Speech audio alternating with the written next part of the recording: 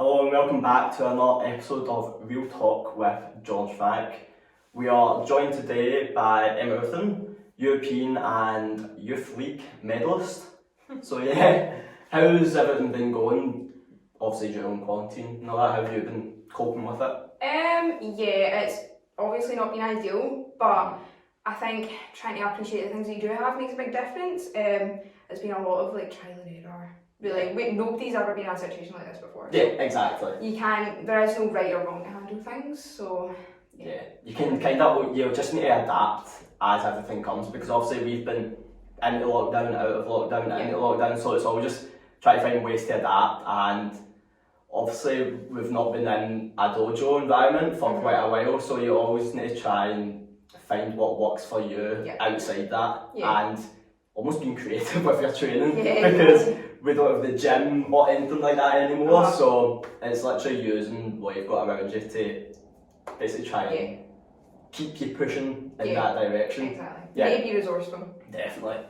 So let's just go right back to the beginning, and I feel like I'm going to ask everyone this because I feel like everyone's got such a different story to tell. Like, what got you first into karate? Like, what was it that drew you to it, or how did you just get into it in the first place? I was that annoying kid at school that done every sport under the sun. Football, netball, I was rubbish at them, don't get me wrong, but I wanted to try martial art, and I spoke to my dad about it. I was 8, and this is his proudest thing, by the way. He loves it. I always have to bring him up. It was him that got me into it, with his involvement in karate when he was younger. So he was like, no, I know a wee club down the road to take you along, and then that was it. So how long have you been doing it then? 11 years. 11 years.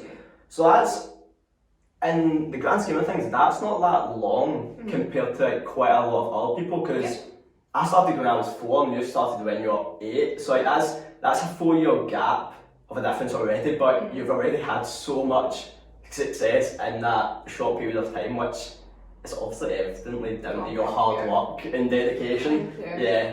So, like, going back, what was like your earliest moments in karate? My earliest moments? I remember being the stroppy kid who, my parents always pushed me to stick at things, but there was always moments where I was like, I don't want to do this anymore, like, it's a boys' sport, but I remember my first Scottish Championships when I was 9 years old. I won that. Wow. And that's only after 1 year of competing as well.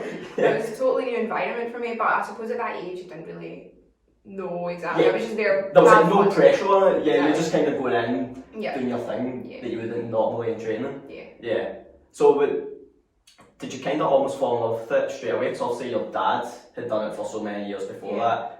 Did you have that love for it straight away, or were you like, I'm not really into it, or? Definitely not. No? There was a lot of moments where I was like, I hate this, I don't want to do it, but I think there was always that bit of curiosity, like, what could I do? Yeah, definitely. Stuck it out, and then I think once I started getting to an age where like I realised where I could take it, things kind of changed.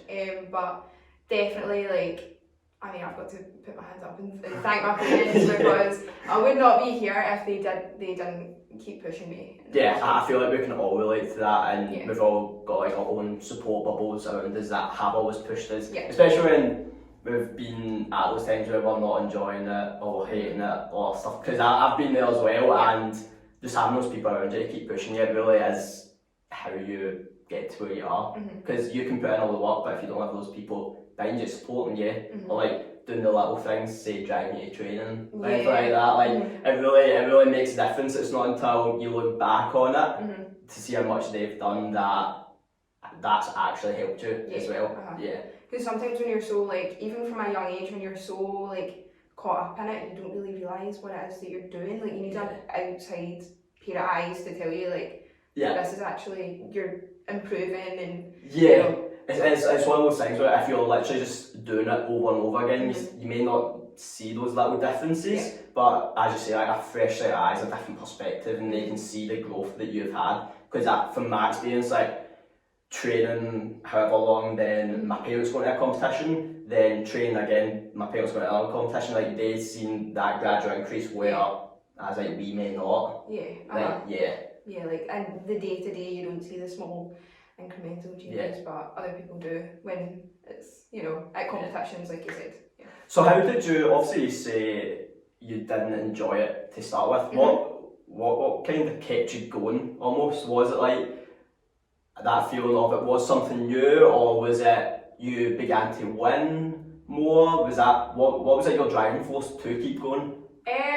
I mean, I did enjoy it, you know, training and having fun and stuff, but it was one of those things where I wasn't sure if I wanted to make that, like, you know, there's a pressure when you're a young kid to like go ahead and be your friends and all that stuff, but realising that it was going to be something that would give me more benefit in the long run, lead to something better as opposed to wasting my time doing stupid stuff.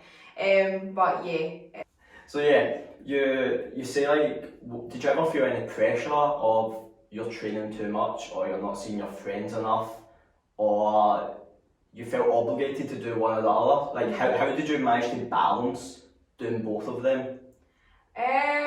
Definitely is one of those things as a young kid, it's all trial and error. Like it's never one of those things I don't think that anyone knows how to do from the start.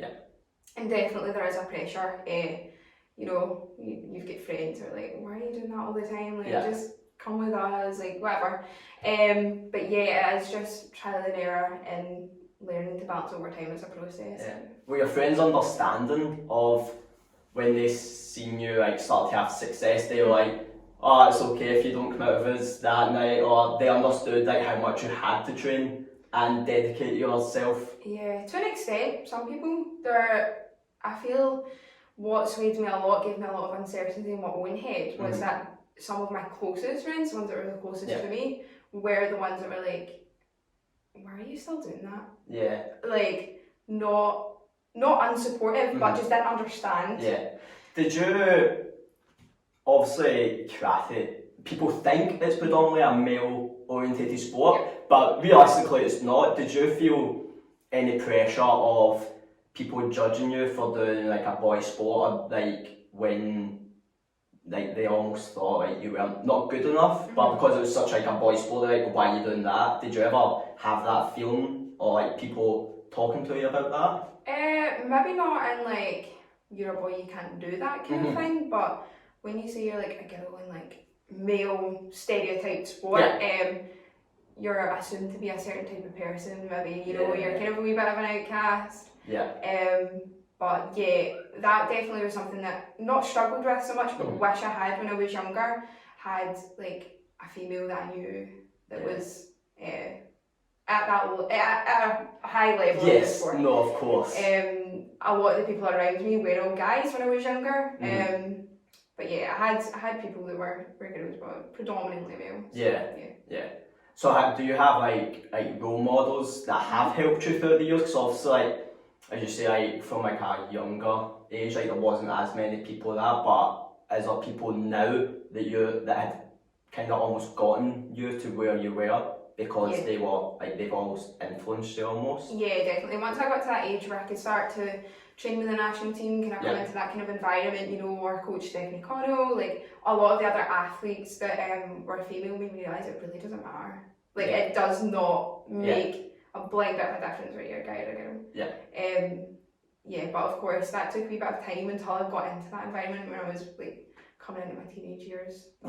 Would you say you're almost like within yourself, like a shy, quiet person, like, and then like the sport almost brought you out like over the years as you grew in confidence almost? 100%. 100%. I would be such a different person if it wasn't for this sport. Like people that don't know me, I'm very shy with, but once you can doing that, it changes. But definitely without the sport, I'd be a totally different person. Definitely. And do you think, obviously it's a sport and we all want to strive to be the best we can, but do you think being in like an environment where there's constantly pressure is detrimental to you, instead of being in an environment where you probably have been in over the years where it's more relaxed, it's all about the process, it's not you done rubbish at that competition, that's you out sort of thing. Like it was almost people supporting you no matter what and being in a positive environment, do you think that was like an influencing factor as well? Yeah, I think the environment definitely does have a big influence on the way that you not only see things, but the way that you deal with them. But really, it's all personal. I think different people deal with things differently, and there's never something you can put a definition on. This is a high pressure environment, because for someone else who might thrive in that. Exactly. Yeah, because personally, I prefer being in a high pressure environment, but other people, they prefer to be obviously not in that environment and just have different ways. So it's obviously trying to find what coping mechanism and just what way it obviously works for you. Because I feel like as a club, you've got so many different characters, so whatever way you're feeling that day, there's going to be someone to help you no matter what. Do you think that just having those different people around you helped you as well? 1,000,000%. Yeah, because there's always there's so many different characters, so many different walks of life, different people that have experienced different things, and so no matter what you're going through, there's always someone who you can relate to or can give you a bit of kick and be get up, get on with it, whatever it is. Being around so many different types and characters of people definitely makes a difference in the bigger picture. Yeah, definitely. And going like that, obviously you've been able to travel a lot. What experiences have that brought you? Have you been able to go to countries you never thought you might never go to, or meet new people? In what ways can I help you in that side of your life as well? I think it's been a really important factor in my life, getting to go to countries like you said you maybe never would have went or never had a reason to go to otherwise, South America, Africa, places like that you would never think you would go to. Even just getting to experience different kind of cultures changes your perspective on a lot of things, or maybe not even changes it, but just helps you grow as a person, getting to meet loads of new people. And especially you're obviously travelling without your parents as well from a young age, you almost need to become independent and almost grow up, not in a bad way, but just it kind of, as you say, gives you a different outlook on what you value as well. Yeah, definitely. I think, like you said, travelling on your own without your parents from your young teens, not in a negative way that it forces you to grow up, but kind of does, but in a way that you feel more prepared. Oh, definitely. Because say when you went to uni or you move out or something like that, you've already experienced living in yourself. So obviously we've been to our countries, we've had to cook for ourselves, be in apartments, almost look after ourselves. So in your later life, you're already going to be prepared. Compared to other people who don't have a clue about how they even work a washing machine or something like that. So obviously travelling, what about the competitions is it you enjoy? Is it meeting the new people, or is it the actual being in that environment that you just love? I think it's everything from the months leading up. Those months leading up, it's never about just the competition. Always about the months, the weeks. So say a major competition, what would your typical lead up be to it? I would say there definitely is phases. So a couple of months out, I'll maybe start to bulk a wee bit, try and optimise my strength, get that up as high as possible, which kind of reflects in performance. You'll see yourself slowing down, but you'll see yourself getting a lot stronger at the same time. And it's just learning to trust that process. About 6 weeks out, not trying to cut weight, not trying to cut anything like that, but just not intentionally trying to bulk. So kind of put the brakes on a bit. And then hopefully a lot more speeds, explosive work, to then bring the speed up to match the strength. Usually typically works. So obviously you say it's a process. And you say it's quite for a major competition, you've got a few months out. Would you say the competitions in between? Would you be going for I want to win all of these ones, or would you be going to work on little things each time and almost trusting the process that all those things are going to amalgamate together at the right time? Definitely. Competition. Don't put too much emphasis on the results, especially not in the smaller competitions in between, because if you focus on the result, it's too fixed, it's if it doesn't go your way, you're gonna crack. If you focus on the process, the journey, training, all the little things, the results take care of themselves. So it's almost like you don't even need to think about that. Like it just takes up too much of your mind that you don't really need to. You don't need to think about it. Yeah, just focus on the process. Yeah. So do you think, obviously, one of your biggest competitions was 2018, Sochi, the Europeans. Do you think that is the process that you took on the lead up to that competition, which is why you were able to have so much success? Probably not in the lead up to that competition. No. Before that competition, I was so young and I just did not expect it at all. Yeah. It was almost one of those things where you had no pressure, no expectations, so you could just go out, do what you've always trained to do without worrying if I fail, if I succeed, there's not going to be any difference. Yeah, that was it, 100%. For me, it almost kind of felt like it came out of nowhere. Like the very first words I said when I came off the mat, I looked to Steph, our coach, and I just went, what have I just done? Like I didn't comprehend it, and it took me a day or two to kind of realise what it was. And then it was from that day is when things kind of switched, and I was like, I can do this. Yeah. And it was from there that I kind of started to build up my process, what works best for me. But yeah, that definitely was just. So obviously people have different competitions that improve their confidence, and it's almost like a flip of a switch. Do you think that was the competition for you, where everything kind of just fell into place afterwards? You knew what process you wanted to take, you knew what worked, didn't work, almost. Yeah, that was the kind of the light bulb moment, if you will, but at the same time it was just the start. That was just the very, very start. Like, although that's such a big thing to achieve or to do, like you would think that would be like the end goal, but it's not. That's just the beginning. That's a great mentality to have, because obviously people like switch off, like, oh, I've made it, and they kind of tailor off their training, whereas that almost just fueled you, and that's obviously gotten to where you are right now, like 3 years down the line. Like, you're still building and still trying to better yourself. You're like third in Europe, people will be like, that's amazing, and you were obviously the first female Kata athlete to do that in Scotland. People would be like, oh, you've done it, you've made it, you can retire now, but no, that just fueled you even more. 100%. There was a lot of people saying that's it, you're in the history books now, but in the back of my head I was like, I'm so young. You want to create even more? Yeah, definitely. So take us back to the actual competition. What was it going through your mind, like each round and all that, and like your night before? Like what were you feeling like the night before? Because obviously everyone deals with like the lead up to a major competition differently. Like what was your like thought process like the night before and all that? That's anyone who does high level sport knows the night before is such a strange feeling. Yeah, it really is. I was just so nervous. We were doing pre-training before the event, and we were outside doing laps and stuff, just keeping ourselves ready for the competition. And I just started feeling sick, and I said to our coach, I was like, really, really sick, and I had to go.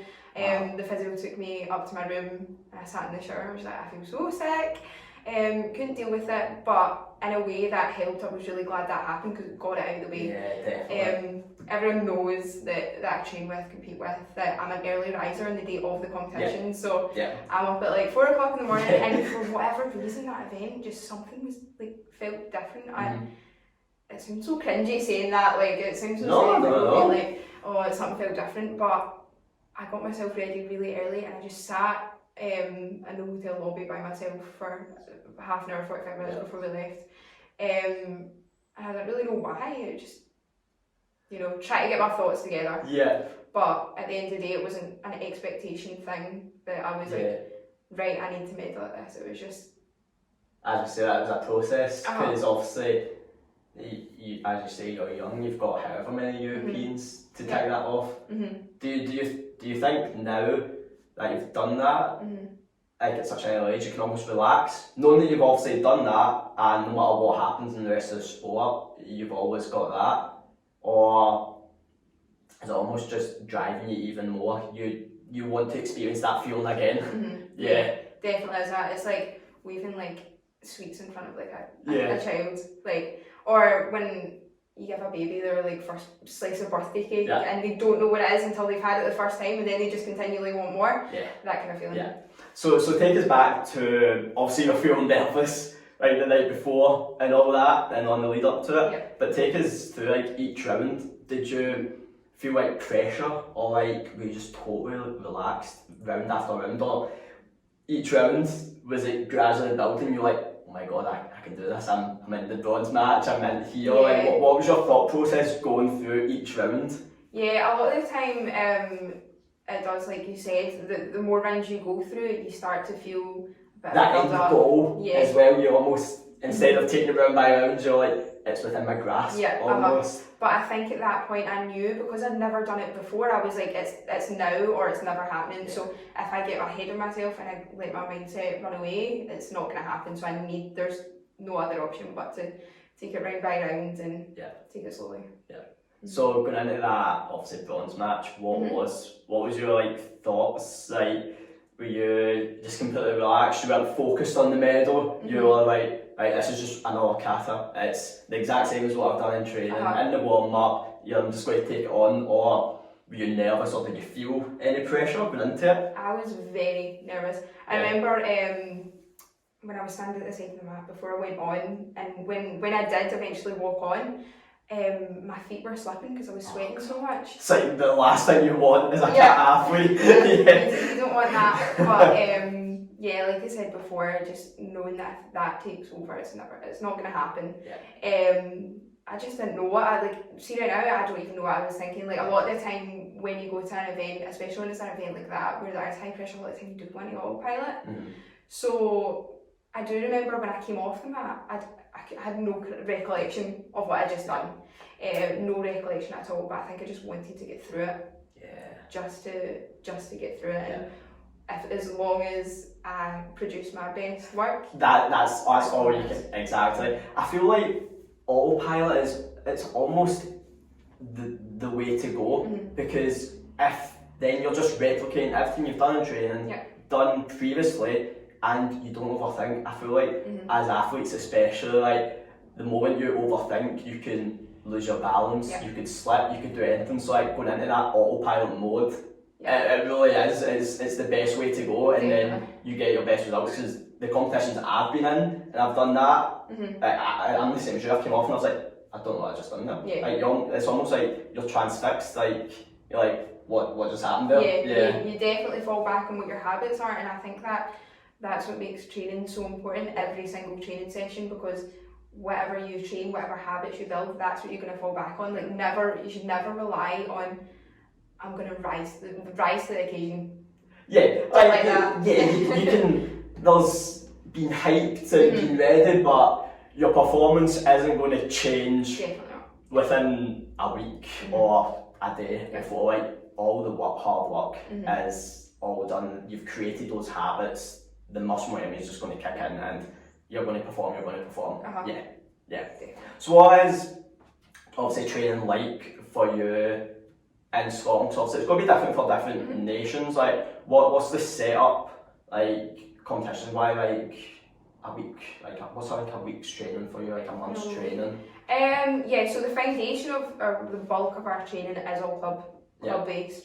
And then once a month we have our team pool sessions where the national team athletes can train with anyone who's in the SKGB, which personally, when I was younger, that was such a good resource for me, to be able to see. I didn't even know that when I was that young. I didn't even know there was a national team. Didn't know what a European Championships was until I went to that environment. And as a young kid, or not even as a young kid, you're just coming into cadet level, getting to see the people in the position that you want to be in makes a big difference. Something to actually aspire to that you can look to.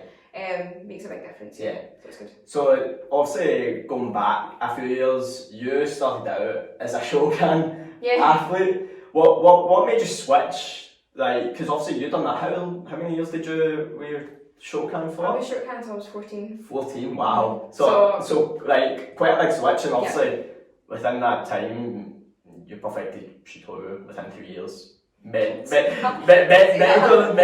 Europeans, what made you switch from that style to this style? I think, you know, when you go to seminars and stuff, when you get seminars with different people, I always just really enjoyed the tutorial aspect of things. Like, I don't know whether it was my body type, things like that, I just felt like I suited it a wee bit more.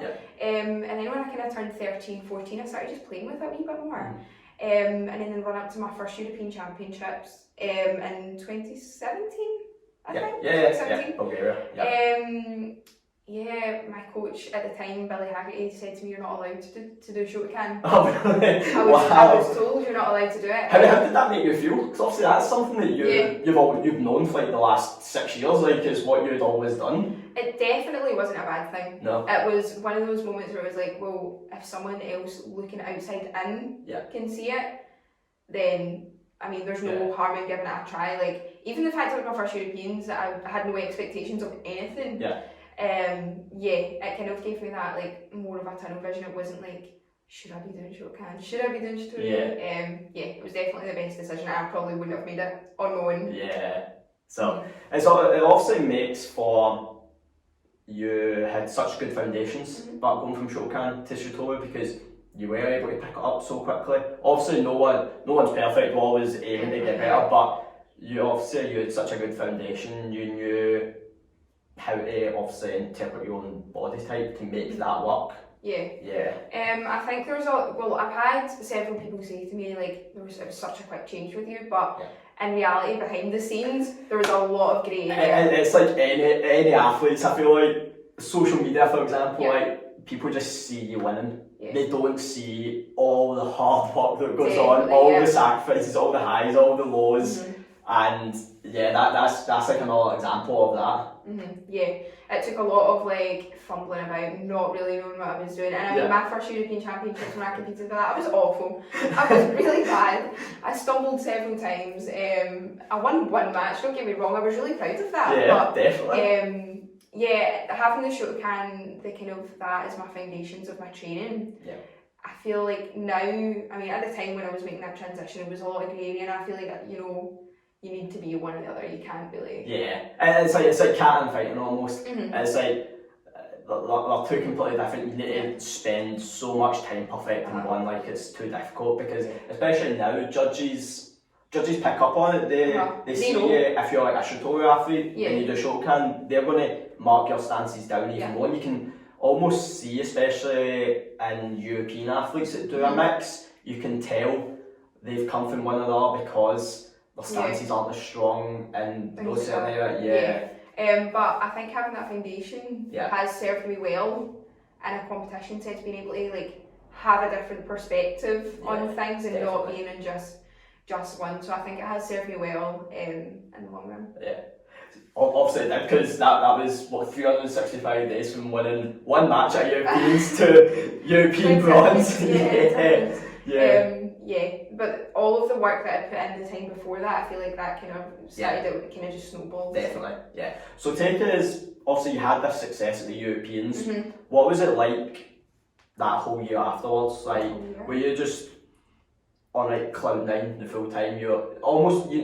It's not that you felt untouchable, but it's almost like you had that confidence going into every tournament that you could perform your best. Like what was like that year like after for you? I mean, it was one of those things I wish I could say I was in cloud nine the whole time. But my very first competition after the European Championships was in Slovakia. And I got to the final, and in the final I was competing against a girl who was on the podium with me at the European Championships, and we had never directly been against each other before. So it was a bit of a like, there was a wee bit of pressure there. But I done awful. I slipped 3 times. It was the worst performance I've ever done in my life.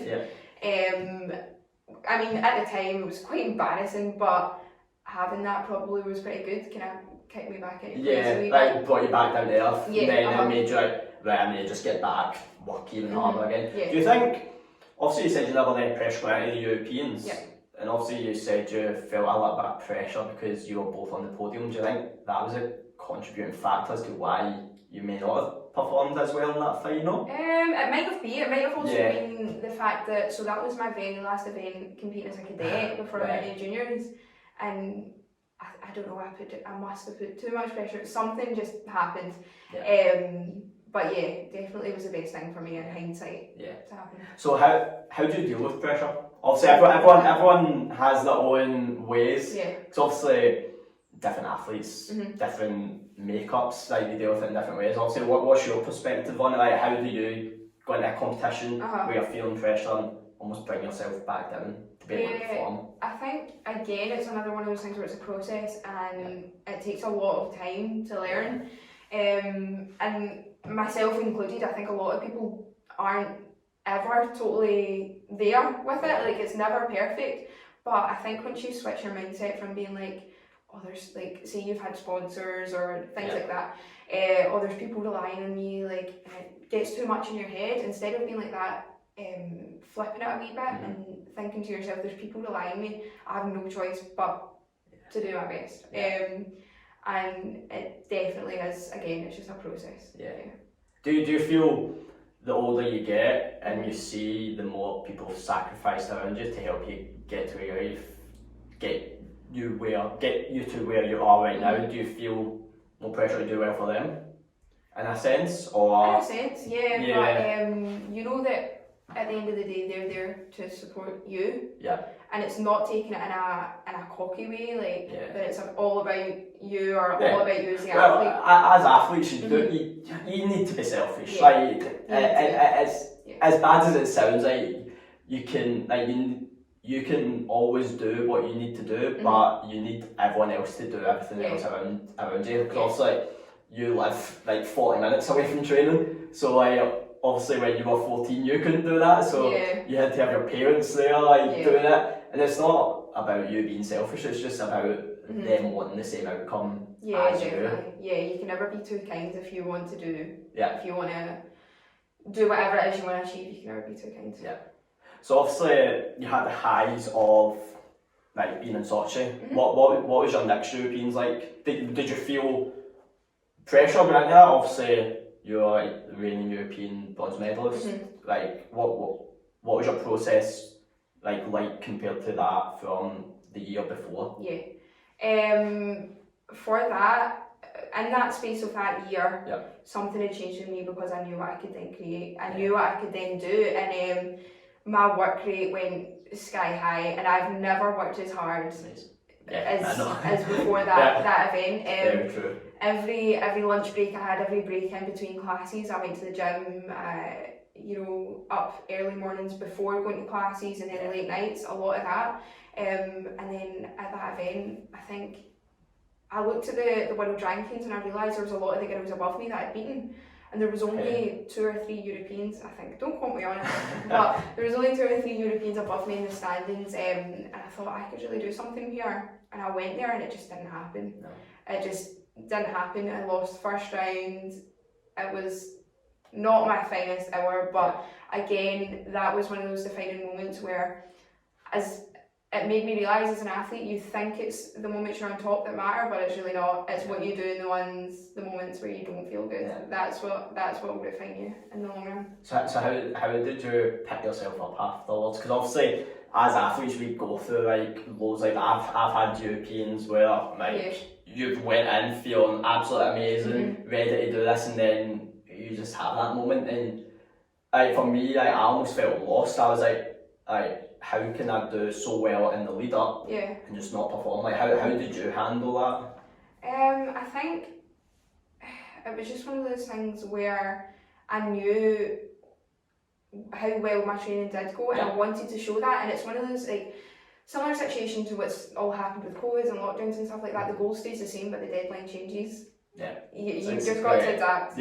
It's great. And moving on, like from there, what was your next goal? Like, was it getting your first senior cap? Was it winning the British? What was your like driving force behind to try to get back like to where you knew you could get to? I think a big factor in it was that 2018 was the year that the World Youth Leagues, the circuit, started. That was the very first year. And I was quite lucky in the sense that I got to experience that for a few years, and I think having that circuit really changed things for me and gave me smaller goals to work towards, where I could kind of gauge where I was at.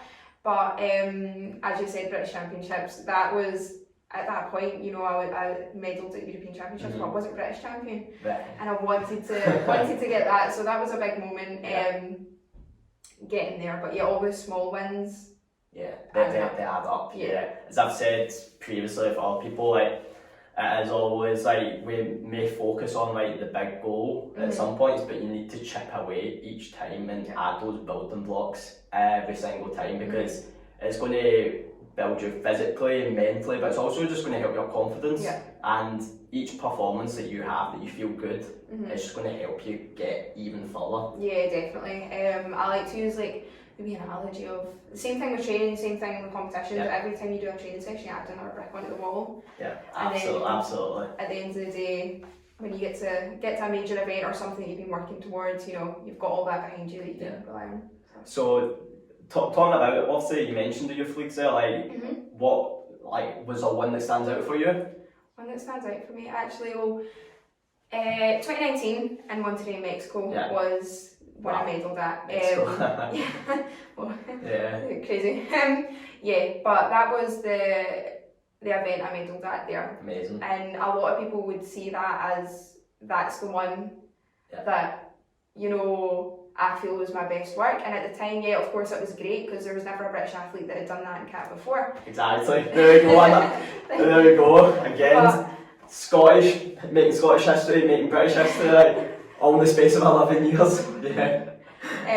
But I think the smaller personal ones mattered most. So Youth League before that, in the summer of 2019, I know, like, at that time in my career or whatever, I felt kind of in a wee rut, you know. I mean, I'd medalled at the European Championships at the start of 2018, and I was now in the middle of 2019, and I hadn't been able to reproduce it yet.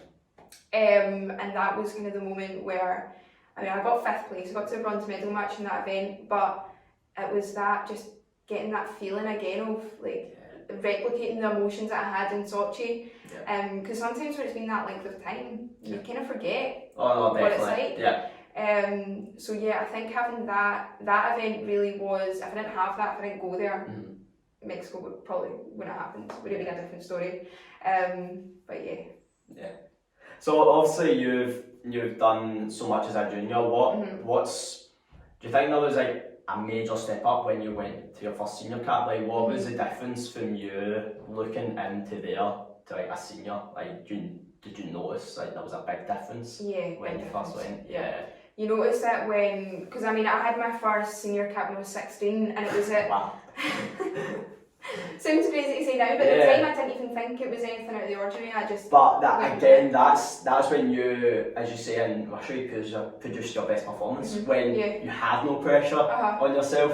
So do you think you took that into the seniors as well? Like, definitely. It was just one of those things, like, I didn't know what to expect, didn't realise how big it was going to be. Because at the time, before, of course, COVID happened, that was the World Championships before the Olympics, and it was huge. As a 16-year-old going into that, I was like, whoa! Suddenly going from being at cadet, just going into junior, you know, competing with people my age, and then suddenly you're in a huge arena with professional athletes is a big difference. It's that aspect of knowing everyone around you is professional. They all get paid to do this, and I'm just doing this alongside school, whatever. But you're almost standing in awe, because obviously these are people you've idolised for years, like all these athletes, and you're lining up out competing against them. Like, what did that feel like? It's a wee bit daunting to start with, but you do have to realise, again, you're there to do a job. Everyone's in the exact same boat. And at the same time, all those people that you've idolised for so long, they've been in the same position as you at one point. They've started out somewhere. And when you go to one of these events, you're there to compete for you. You know, you're there to compete. Exactly. There's plenty of time after the competition, like after you've competed, to chill out, to be like, oh, I'm actually here. But on competition day, focus on you. Oh, amazing.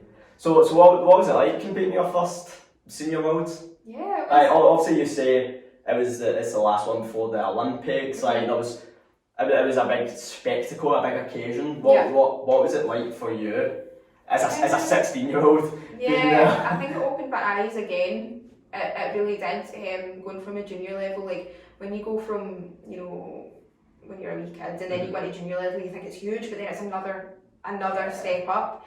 But yeah, again, it was just motivation to be like, I want to be here more. Like I want to do this more, and I want to be here consistently, not just for like one event. I want to make this my definitely. Did that experience change the way you like looked at your training as well? Because obviously, as you say, these are professional athletes. Did you take anything from anyone else, or like was there stuff that you're like, oh, I wish I could have done that, and now you're implementing that into your training almost? Not in the sense of I wish I could have done more, because at the time I knew that I'd done everything that I could. Yeah, obviously, yeah, absolutely. Taking it away, taking the things away. I mean, I've always said that event taught me the most mentally and physically, but in the best way possible. This made me realise, like, these people, if I want to get to this point where they are, I've got to do what they do or do more.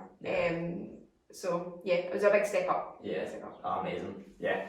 So obviously, like karate itself, like we're not just there for the sport. We're there to like, obviously create memories. Like it's a journey. As you say, like people just see you on a podium. At the end of the day, like what's like the almost like journey you've enjoyed the most, like going to another country, or is it meeting new people? Like what aspect, taking away from like the results of karate, what aspect is it you enjoy the most out of being at karate? It's a tough one, because there's so many things. There's so many things, and I think being able to not only see the progression in your sport, but also seeing it filter through into other aspects of your life, and you know, it makes you a better student, makes you a better like person to be around, whatever it is. Being able to see it filter through any other aspects of your life, but also getting to see, you know, the people you compete with and train with, they become your best friends, and getting to see them do well as well. It pushes you, and it's getting to do it with the people that you love essentially is great. Does it help knowing that you've almost made friends for life, like not even within your own club, but like people all around the world? Like how is that? Like has that opened up your eyes as well? Like being able to have all these friends around the world? It definitely has. Because I mean, some of my closest friends are from other countries, and it kind of just opens your mind up a wee bit. You know, like I'm from a small town, and sometimes you can get so like thinking this is the end of the world, this is all there is, and you realise it's not. Definitely changes your perspective on a lot of things. So obviously you've been in the sport a relatively short time, but what's like your goals within the sport? Like obviously we say there's long-term goals, there's goals like you need to chip away at to reach. Like what do you want to achieve in the sport? It's a tough one, because I mean I've got this big sheet of paper, and I've got like a wee step ladder. Just building from the ground up. First I want to do well under 21 level, become consistent at that, and then in the long term I think I just want to be consistent international as a senior athlete, but I know that that's going to be performance based. So at the end of the day, like my biggest goal is never going to have like a medal on it or anything like that. Like I want to look back when I'm older and I'm no longer an athlete and say like, I'm just glad there wasn't any more that I could have done. You almost want to give it like no regrets. You don't ever want to look back and think I wish I'd done more or something like that. So there's no like medal or competition, you just want to see the progress in yourself and know you've got to the levels that you can, and if the medals come then that's a bonus. Exactly, because if you put a label on it, you're either not going to hit that mark and you're going to be disappointed, or you're going to hit that mark and then think, what if I could have actually done more, and now I've just put a label on it and I've hit it and I want to do more. But just give your all day to day and the rest falls into place. So obviously that's like your process, your goals. How like what's your training or mentality going to be like to try and get you there? Like is it like in the gym, for example, is there stuff that you're like, I'm going to focus on this to make me a better athlete, or on training you're going to home in on these certain areas? I think on the mental side of that, it's just believing that you're already there. Like you can't train like a mediocre senior athlete and expect to be great. You need to actually believe it, you know. So from the inside out, I think. So what about your training in the gym? Is there stuff in the gym where you're like, if I hit this, it's going to make me a better athlete. So obviously, people think karate is all like technical and all that. They just think you're there, like you see it in the films, all that, you're there to break a piece of wood and all that, whereas they don't see all the hard work and dedication that goes into it. Like what aspects out with karate are you trying to implement to make you a better athlete? Yeah, I think you're totally right with that actually, because even myself, I didn't realise like how many different things come into it. But and you know, everyone's different, so there's never got the label where like to be a good cat athlete you need this. For me personally, in the gym, I want to get a lot better at Olympic lifting. That's I know a lot of cat athletes do that, and as well a lot of sprints and stuff, sprinting uphills. Oh god, but you should have been doing that a lot during COVID. That's the only form of training. Especially living with the fields around you, sprint up the field. God. But yeah, a lot of those things that maybe as an athlete or a younger athlete or someone looking from the outside in, you didn't realise they all intertwine. So obviously you've done amazingly as a cat athlete, but thank you. but did you used to do both? Definitely. When I was getting to the age of coming into cadet, where I had to decide like, do I want to put in a CV for the national team or not? It was going to be for community. I was not going to do kata. It was kind of like me as well. Like, I was performing well as a fighting athlete. Then it was back then when if you won your nationals, that was your automatically in the squad. So kata almost fell to be almost, and that was kind of like my route. Like down, I was the same as you. I was doing both. I was going to put a CV in for fighting and all that, and it's funny how things work out. I know, they totally flip. But I think a lot of that came down to do with the club that I was in before I applied for the national team was predominantly community. So I was in that environment a lot, and I didn't really explore it. I mean, I'd done kata obviously, but I didn't explore it to any kind of real depth of being like, this is what I want to do. So yeah, that was around a similar time as to when I started training Shitoru. So really not that long ago when you think about it. So was it like a flick of a switch almost, where you were like, this is what I want to do? Because obviously you say you still enjoyed fighting, like that's predominantly what you done. Like what made you want to pursue like the kata? Because obviously you were still competing at both as well. I think there was a couple of competitions, like a couple of months or so, that I just started getting this weird feeling when I was like doing community. I started getting crazy anxious. I didn't like it. But when I trained kata, I was like, I'm in control. Like it's all me. It's all like, no matter what you do, it is down to you. Like no one else can influence it. And for a lot of people, that's quite daunting. Yeah, definitely. But I feel like the feeling of being in control, then that was definitely what kind of got me. Amazing. And you've not looked back ever since. No. Oh God, no. You're not tempted to go back to fighting at any point or that? Not a chance in hell. No.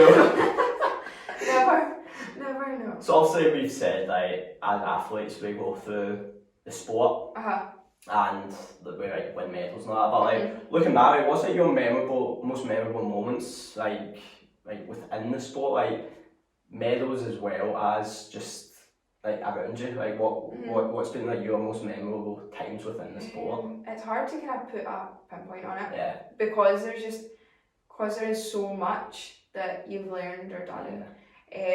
But I don't know, see when people say to me, what's the thing or the trip that makes you think? Is World Championships in Santiago in 2019. Wow. So this whole lockdown situation that we've got going on just now, I mean, at the time when it first started, we were like, oh, we've done this before, but totally different. So the day that we landed in Santiago, there was a lot of political stuff going on, and then these riots started kicking off in the city, so we got put in a state of emergency, and lockdown, with curfews, like, you know, like the scenes we've seen here over the past year where like shops are empty, streets are dead. It was like that, very much like that. And we had to compete behind closed doors, not completely closed doors, athletes were allowed in, things like that, but that was an eye-opening experience to say the least. So what was it like being in Santiago? Like, were you still able to explore it, like within the realms? Like, were you still able to see it? It's a place I would definitely go back to, which kind of speaks for itself in the sense that even if you're not getting out to see it, but you know that it's nice, the people are so nice there, like the culture's great, I'd love to go back. Yeah. So obviously, as you say, it was like behind closed doors, like it's like an unprecedented world. It's like, how did you cope with that? Like, did you feel any pressure, or were you able to just almost like zone in, like no matter what's going on around me, I'm just going to focus on that performance? Were you able to do that? It was kind of a tough one because usually, you know, when you're competing, especially at a big event, there's such a buzz, and then in that environment it was dead silent. It was a complete change. Like my warm up felt great. The morning of the competition went perfect. I've never felt better than in that warm up. But I think the moment that I walked out onto the competition arena and you know, you could feel the difference. Being a competition, definitely. It's just such a different atmosphere that we are used to. Obviously, we've been at competitions, like smaller ones, where there's not that many people there, but when you're there in like a 5,000 seater stadium, it's like completely empty, you can hear a pin drop, right? And when it's a World Championships as well. It's like added pressure almost, because like all eyes are on you for like there's nothing else for people to focus on. And I remember coming away from that competition, I was like, I came home, you know how you sometimes get kind of like, you know, the come down after a big event. I didn't have that because it did not feel like I'd competed at World Championship. I came home and I was like, right, what's next? Exactly. But that competition for me, I think it was similar to, because of what happened in Aalborg in Denmark earlier in the year, I kind of mirrored that again. And coming home, I was just like, I want to go back, I want to do it again. That's amazing. It's just almost like fueling you on the next one. It's a strange one, but again, it kind of teaches you have to be able to adapt. You have to. And also kind of solidified like you know that anything that's outside, anything that you can't control, you should not focus on it. Because if I'd focused on myself, I would have done great there because my warm up was it was what you needed. So obviously that's like looking at competition, it's been your most memorable. If there's ones like stuff or moments that have happened where it's like funny moments that you'll look back on in the sport and be like it's just stuff you're going to cherish and remember, because obviously as athletes we need to be serious and professional, but you can't be like that. You can't be robotic, like you can't be superhuman and just be like always focused on competitions, training. You need like that almost out of it. You can be like some normal person, like having a laugh. Is there like been times where like there's funny moments like within competitions or training where like you've experienced stuff like that? Yeah, you definitely do need to be able to switch off, because you can't really experience or be able to switch on. You can't experience the highs or feeling like hyped up, whatever, if you're not able to chill out. Like you can't maintain that all the time. Definitely. So I think having a good team atmosphere and finding a team and an environment where you can just have a laugh makes a big difference, you know, especially when they're like your best friends and you get to travel with them, which is great. That's amazing. So I'm just going to finish off with like some quick fire questions, just put you on the spot. Since literally the first answer that comes to your mind. See how well you do here. I know we're putting you out of your element here. Your definition of quick might change after this. We'll see. So obviously we'll start off with relatively easy one. What's your favourite car? Superb. Oh, superb. Actually, I changed my mind. You should change your mind. Can't do that. Go. What would you change it to? Oh, Hyundai. Your favourite idol? Like who did you idolise growing up in Cry? Okay, Sanchez. Is that how you still aspire to be like? Favourite committed technique? Kazami. Nice. Favourite country to travel to? Morocco, wow. Okay. Least favourite country to travel to then? Mix it up. What's one country you would just never want to go back to? Never go back, I don't know. I like them all. I don't know. Who is your biggest influence, like growing up? Obviously we've got like idol, but who like influenced you? Or my family, my sister. And finally, what's like an inspirational or motivational message that you wish you could have told yourself back when you first started, or what would help like athletes coming up, like the next generation, like what would you say to them is the biggest thing to help them in their journey to just be better as a karate athlete, but also reach the levels that you've been able to reach? Yeah, I think definitely stop taking yourself so seriously. Like, I wish I had looked in the mirror when I was younger, like, stop it. It's okay to look stupid, it's okay to feel. Those are the things that push you forward so much more than anything else. Like, stop caring what people think. Like, just stop. Like, you know. Do you think that's down to being in a club environment surrounded by people that are like that? Do you think that helps? I don't know, it depends on the person. I think it depends on the person. But I think tied in with that, stop looking at life and what happens to you as it's happening to you. It's happening for you. You know, there's always a lesson to be learned. Amazing. No, that's great stuff. So that has been Real Talk today, and joined by Ruthven. So thank you very much for taking the time out. Thank you. And we'll catch you again in the next one.